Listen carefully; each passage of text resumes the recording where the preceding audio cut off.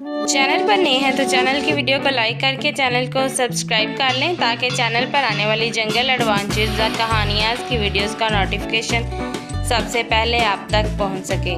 تو چلیں شروع کرتے ہیں آج کی ویڈیو۔ آج کی کہانی پیش خدمت ہے۔ امرو جیسے ہی اپنے گھر میں داخل ہوا، اس کے ملازم نے اسے کمرے میں جانے سے پہلے ہی پیغام دے دیا کہ اسے فوری طور پر زنان خانے میں بلایا جا رہا ہے۔ کیوں، کیا بات ہے؟ اس وقت ایسی کیا بات ہو گئی ہے؟ امرو نے پریشان ہو کر پوچھا۔ آپ کی بیگم کی کوئی سہیلی آئی ہوئی ہے؟ ملازم نے مسکراتے ہوئے جواب دیا۔ تو امرو سر ہلاتا ہوا زنان خانے کی طرف بڑھ گیا۔ وہ جب زنان خانے کے بڑے کمرے میں داخل ہوا تو وہ یہ دیکھ کر چونک پڑا کہ وہاں اس کی بیوی کے ساتھ ایک انتہائی خوبصورت عورت بیٹھی ہوئی تھی جس نے بڑا خوبصورت اور قیمتی لباس پہنا ہوا تھا۔ آؤ آؤ خواجہ امرو، میں تمہارا ہی انتظار کر رہی تھی، ان سے ملو، یہ میری بچپن کی سہیلی شمیرہ ہے۔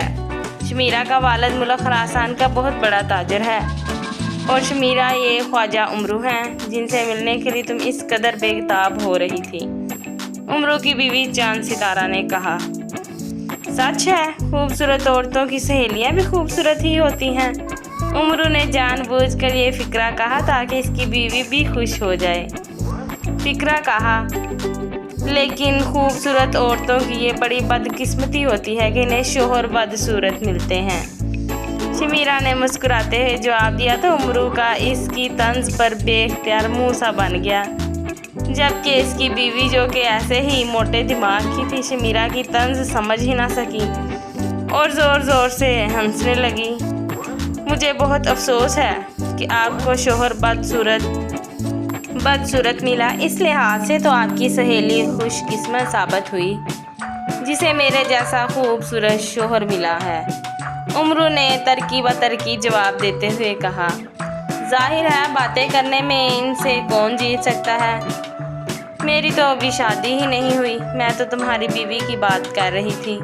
بہرحال چھوڑو اس بات کو، میں یہاں تمہاری مدد حاصل کرنے کے لیے آئی ہوں، شمیرہ نے برا سا منہ بناتے ہوئے کہا۔ ظاہر ہے اسے امرو کی بات بری ہی لگنی تھی۔ ارے ہاں خواجہ امرو، تم نے میری سہیلی کا کام ضرور کرنا ہے، سمجھے؟ اگر تم نے انکار کیا یا کوئی بہانہ کیا تو پھر مجھ سے کوئی برا نہ ہوگا۔ چاند ستارہ نے رسیلے لہجے میں کہا۔ میں کیوں انکار کروں گا؟ بتاؤ کیا کام ہے؟ امرو نے مسکراتے ہوئے جواب دیا۔ میری بہن جس کا نام سمیرہ ہے وہ بھی میری طرح خوبصورت ہے، اسے جادوگر سے شادی کرنے کا بے حد شوق تھا، چنانچہ اس نے ایک بہت بڑے جادوگر سے شادی کر لی۔ اس جادوگر کا نام بادشاہ جادوگر تھا۔ وہ رہتا بھی بادشاہوں کی طرح تھا، اس کے بڑے بڑے محل تھے، نوکر چاکر تھے، وہ خوب ٹھاٹھ سے رہتا تھا، اس کی شکل بھی بادشاہوں جیسی ہی تھی۔ میری بہن اس سے شادی کر کے بے حد خوش ہوئی اور خوب ٹھاٹھ سے زندگی گزارنے لگی، لیکن اسے یہ معلوم نہ تھا کہ بادشاہ جادوگر کو اپنا جادو قائم رکھنے کے لیے ہر ماہ کی 14ویں رات کو ایک بچے کو ذبح کر کے اس کا خون پینا پڑتا تھا۔ وہ یہ کام چھپ کر کرتا تھا۔ پھر میری بہن کے ایک بچہ پیدا ہوا، پھر 14ویں کی رات آ گئی، لیکن اس رات انتہائی خوفناک بارش اور طوفان تھا۔ بادشاہ جادوگر کو باوجود کوشش کے کوئی بچہ نہ مل سکا، کیونکہ یہ بچہ اسے جادوگر کی مدد کے بغیر پکڑنا پڑتا تھا، کیونکہ اس کا جادو ختم ہو سکتا تھا۔ اس لیے اس نے اپنا بچہ ذبح کر کے اس کا خون پی لیا، اور پھر بہن نے اسے ایسا کرتے دیکھ لیا۔ وہ صدمے سے بے ہوش ہو گئی۔ ہوش میں آنے کے بعد میری بہن نے بادشاہ جادوگر کو بے حد برا بھلا کہا۔ پہلے تو بادشاہ جادوگر نے اسے سمجھانے کی کوشش کی کہ ایسا کرنا اس کی مجبوری تھی، لیکن ظاہر ہے جس ماں کا بچہ خود اس کا باپ ہلاک کر کے اس کا خون پی جائے وہ یہ بات کیسے برداشت کر سکتی تھی۔ چنانچہ وہ صدمے سے پاگل سی ہو گئی۔ اس نے اس کو دھمکی دی کہ وہ باہر جا کر سب کو بتا دے گی کہ بادشاہ جادوگر بچوں کا خون پیتا ہے۔ اس پر بادشاہ جادوگر گھبرا گیا اور اس نے جادو کے زور سے میری بہن کو پتھر کا بت بنا دیا۔ اور اب میری بہن اس کے محل میں پتھر کی بنی موجود ہے۔ جب مجھے اس بات کی اطلاع ہوئی تو ہم سب روتے پیٹتے اس کے پاس گئے، لیکن اس نے ہمیں ڈرا دھمکا کر اور دھمکیاں دے کر اپنے محل سے نکال دیا۔ چنانچہ اب ہم نے فیصلہ کیا ہے کہ ہم اپنی بہن کو ٹھیک کرا کر اس ظالم اور سفاک بادشاہ جادوگر کا خاتمہ کرا دیں گے۔ اس کام کے لیے تمہارا نام سب سے مشہور ہے، اس لیے میں اپنی سہیلی کے پاس آئی ہوں، شمیرا نے پوری تفصیل بتاتے ہوئے کہا۔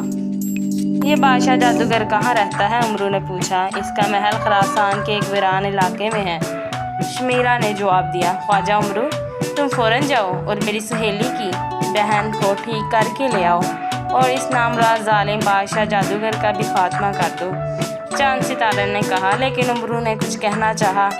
کیا تم لیکن کہہ رہے ہو؟ اس کا مطلب ہے کہ تم انکار کر رہے ہو، چاند ستارہ نے غصے سے چیختے ہوئے کہا۔ ارے میں کب انکار کر رہا ہوں؟ ٹھیک ہے میں جاتا ہوں، عمرو نے خوف زدہ ہوتے ہوئے کہا، کیونکہ اسے معلوم تھا کہ چاند ستارہ مہمان کے سامنے بھی اسے پیٹنے سے باز نہیں آئے گی۔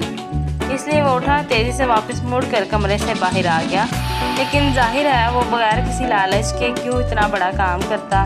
اس لیے اس نے سوچا کہ وہ جا کر سردار امیر حمزہ کے پاس رک جائے اور پھر آ کر کہہ دے کہ وہ کام نہیں کر سکا۔ لیکن وہ ابھی مردان خانے میں پہنچا ہی تھا کہ اچانک کمرے کا دروازہ کھلا اور شمیرا اندر داخل ہوئی۔ عمرو اسے اس طرح مردان خانے میں آتے دیکھ کر چونک پڑا۔ سنو عمرو، مجھے معلوم ہے کہ بغیر انعام کے تم کوئی کام نہیں کرتے۔ میں نے تمہاری بیوی کے سامنے کچھ کہنا مناسب نہیں سمجھا، اس لیے میں یہاں آئی ہوں کہ تم ہمارا یہ خاندانی ہیرا لے لو اور میری بہن کو ٹھیک کر دو۔ اگر تم بادشاہ جادوگر کا خاتمہ بھی کرو تب بھی ہمیں اس سے کوئی فرق نہیں پڑتا، خاتمہ نہ بھی کرو تب بھی ہمیں اس سے کوئی فرق نہیں پڑتا، لیکن میری بہن ٹھیک ہو جائے۔ ہاں ایک بات بتا دوں کہ میری بہن نے مجھے خود بتایا تھا کہ بادشاہ جادوگر کے پاس بادشاہوں کی طرح بہت بڑا خزانہ ہے۔ اگر تم اس بادشاہ جادوگر کا خاتمہ کر دو تو وہ خزانہ بھی تمہارا ہوگا۔ شمیرا نے ایک انتہائی قیمتی، خوبصورت اور نایاب ہیرا عمرو کی طرف بڑھاتے ہوئے کہا۔ اوہ، اب تو میں ضرور اس نامراد کا خاتمہ کروں گا، تم فکر نہ کرو، اب تمہارا کام ہو جائے گا۔ یہ ہیرا بھی تم سے نہ لیتا، لیکن کیا کروں، جب تک پیشگی انعام نہ ملے مہم کامیاب نہیں ہوتی، عمرو نے کہا تو شمیرا مسکرا دی۔ چلو اب تو تمہاری مہم کامیاب ہو جائے گی، شمیرا نے کہا۔ ہاں لیکن ایک شرط ہے کہ تم میری بیوی کو اس ہیرے کے بارے میں نہیں بتاؤ گی، عمرو نے کہا تو شمیرا نے وعدہ کر لیا۔ پھر عمرو نے لباس بدلا اور گھر سے روانہ ہو گیا۔ جنگل میں پہنچ کر اس نے زنبیل میں سے سنہری چپلیں نکالی اور انہیں اپنی جوتیوں کی جگہ پہن کر اس نے سنہری چپلوں کو حکم دیا کہ وہ اسے بادشاہ جادوگر کے محل کے سامنے پہنچا دے۔ دوسرے لمحے اس کا جسم فضا میں اٹھا اور تیزی سے اڑتا چلا گیا۔ عمرو نے آنکھیں بند کر لی۔ کافی دیر تک اڑنے کے بعد جب اس کے قدم واپس زمین پر لگے تو اس نے آنکھیں کھول دی اور وہ یہ دیکھ کر حیران رہ گیا کہ دور دور تک ویران علاقے کے درمیان ایک انتہائی خوبصورت اور شاندار محل موجود تھا، لیکن اس محل کا کوئی دروازہ نہ تھا۔ عمرو نے سنہری چپلیں اتار کر واپس زنبیل میں ڈالی اور محل کی طرف بڑھنے لگا۔ محل کے قریب جا کر اس نے زور زور سے آوازیں دینا شروع کر دی۔ جادو طاقتور۔ ابھی عمرو نے چند آوازیں ہی دی ہوں گی کہ محل کی دیوار درمیان سے غائب ہو گئی اور ایک انتہائی لہیم و شہیم آدمی جس کے جسم پر سرخ رنگ کا شاہی لباس تھا، داڑھی مونچھیں اور سر کے بال بڑے بڑے تھے، وہ چہرے سے واقعی کوئی بادشاہ ہی لگتا تھا، باہر آ گیا۔ اس کے ایک ہاتھ میں ایک بڑی سی ہڈی پکڑی ہوئی تھی۔ عمرو اسے دیکھتے ہی سمجھ گیا کہ یہی بادشاہ جادوگر ہے۔ کون ہو تم اور یہ کیا کہہ رہے ہو؟ بادشاہ جادوگر نے حیران ہو کر کہا۔ میرا نام حکیم الحکماء ہے،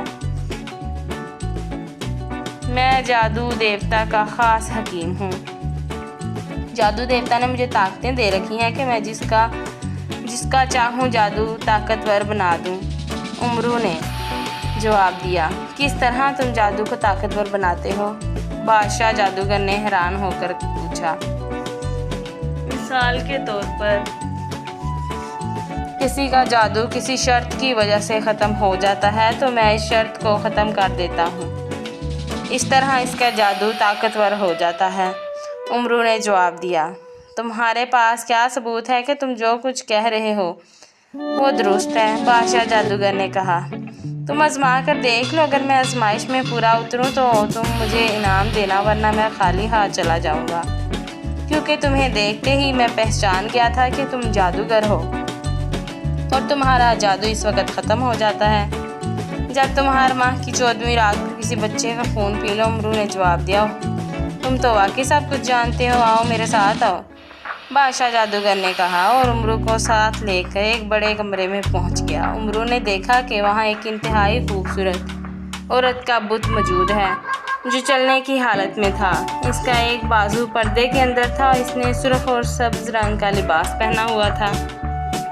اس کی شکل چونکہ شمیرا سے بے حد ملتی تھی، اس لیے امرو اسے دیکھتے ہی سمجھ گیا کہ یہی بادشاہ جادوگر کی بیوی سمیرا ہے، جسے بادشاہ جادوگر نے جادو سے بت بنا دیا ہے۔ ٹھیک ہے، اگر تم میرے جادو کو طاقتور بنا دو تو میں تمہیں بہت سا انعام دوں گا، بادشاہ جادوگر نے امرو سے مخاطب ہو کر کہا۔ تمہارا مسئلہ خون پینا ہے، اس لیے تم ایسا کرو کہ اپنے جسم پر زخم ڈالو اور خون ایک پیالے میں اکٹھا کر لو، لیکن شرط یہ ہے کہ اس وقت تمہاری جان تمہارے اندر ہونی چاہیے۔ امرو نے کہا، میری جان اس ہڈی میں ہے جو میرے ہاتھ میں ہے، اسے میں ہر وقت اپنے ساتھ رکھتا ہوں، لیکن پھر اس خون کا مجھے کیا کرنا ہوگا؟ بادشاہ جادوگر نے کہا، پھر اپنی اس ہڈی کو خون میں ڈبو دو اور اسے زمین پر رکھ کر سوکھنے دو، جیسے ہی تمہاری ہڈی پر لگا ہوا خون سوکھے گا تمہارا جادو طاقتور ہو جائے گا۔ امرو نے جواب دیا تو بادشاہ جادوگر، جو خود بھی ہر ماہ بچوں کا خون پی پی کر تنگ آیا ہوا تھا، امرو کی یاری میں آ گیا۔ اس نے خنجر اٹھایا اور اپنی ران پر زخم لگایا تو اس میں سے خون نکلنے لگا، جو امرو نے ایک پیالے میں بھر لیا، لیکن اس کے خون سے اس قدر تیز بو نکل رہی تھی کہ امرو نے بے اختیار ناک بند کر لی، لیکن اس کے ہاتھ سے خون والا پیالہ گر گیا اور خون زمین پر بہنے لگا۔ بادشاہ جادوگر نے جلدی سے اس خون میں ہڈی کو رگڑنا شروع کر دیا اور ہڈی پر اچھی طرح خون لگ گیا، تو اس نے ہڈی کو زمین پر رکھ دیا تاکہ وہ سوکھ جائے۔ امرو اسی انتظار میں تھا، اس نے زنبیل میں سے خنجر سلیمانی نکالا، بجلی کی سی تیزی سے اس نے ہڈی پر مار دیا، ہڈی کٹ کر 2 حصوں میں تقسیم ہو گئی، تو بادشاہ جادوگر نے چیخ ماری، اس کا جسم بھی 2 حصوں میں کٹ گیا۔ پھر تو امرو نے دیوانہ وار ہڈی کو کاٹنا شروع کر دیا، بادشاہ جادوگر کا جسم بھی کٹتا چلا گیا اور وہ ہلاک ہو گیا۔ اس کے ہلاک ہوتے ہی ایک دھماکہ سا ہوا اور ہر طرف دھواں سا چھا گیا۔ جب دھواں ختم ہوا تو امرو نے دیکھا کہ سمیرا زندہ ہو چکی تھی اور حیرت سے ادھر ادھر دیکھ رہی تھی۔ محل وغیرہ سب غائب ہو چکے تھے۔ جب امرو نے ساری بات بتائی تو وہ بے حد خوش ہوئی۔ وہ امرو کو ایک غار میں لے گئی جہاں ہیرے جواہرات سے بھرے ہوئے 2 صندوق رکھے ہوئے تھے۔ یہ بادشاہ جادوگر کا خزانہ تھا۔ امرو نے سارا خزانہ اپنی زنبیل میں ڈال لیا اور پھر سمیرا کو ساتھ لے کر وہ واپس روانہ ہو گیا۔ وہ خوش تھا، بے حد خوش، کہ وہ اپنی مہم میں کامیاب ہو گیا اور اسے اتنا بڑا خزانہ بھی مل گیا۔